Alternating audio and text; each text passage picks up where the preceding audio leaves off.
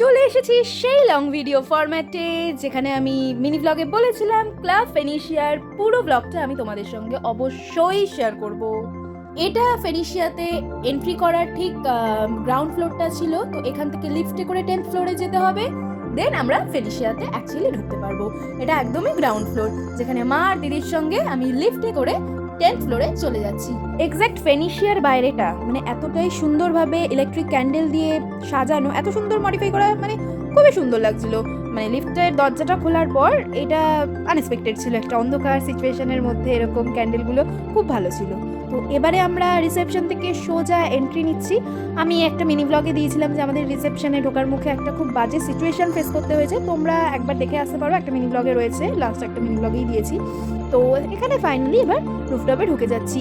যেহেতু দিনটা ক্রিসমাস ছিল, সেহেতু ওখানের মেন কিছু অ্যাট্রাকটিভ লোকেশন, মানে যেমন ধরো ওখানের পুলটা, আর দূরে একটা মডেল ছিল, সেটাকে রেড কালারের লাইট দিয়ে বারবার ব্লিঙ্ক করছিল।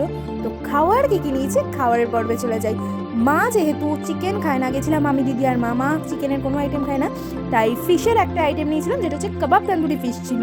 তো এই ফিশের আইটেমটা সিরিয়াসলি ওয়াও ছিল, মানে মাকেও যখন জিজ্ঞেস করলাম বললো দারুণ দারুণ, খুবই ভালো ছিল।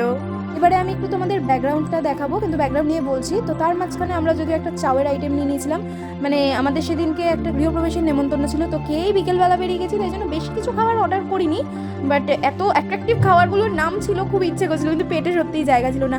আর সিরিয়াসলি ভালো ছিল, মানে খুবই ভালো ছিল। এবারে কিছু ডিটেলস শেয়ার করি। এই যে ডোমগুলো দেখছো, এখানে পার পার্সনের জন্য 3000, সে তুমি একজন যাও, তিনজন যাও, চারজন যাও, 3000 করে, মানে তিনজন গেলে 9000, চারজন গেলে 12000 এরকম।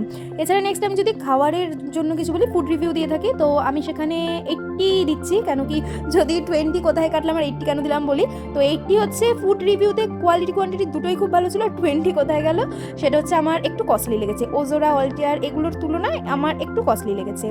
তো যাই হোক ফ্রেন্ডস, ব্লগটা ভালো লাগলে অবশ্যই পাশে থাকো, সাবস্ক্রাইব করো। আজকের মতন টাটা, দেখা হচ্ছে পরের ভিডিওতে।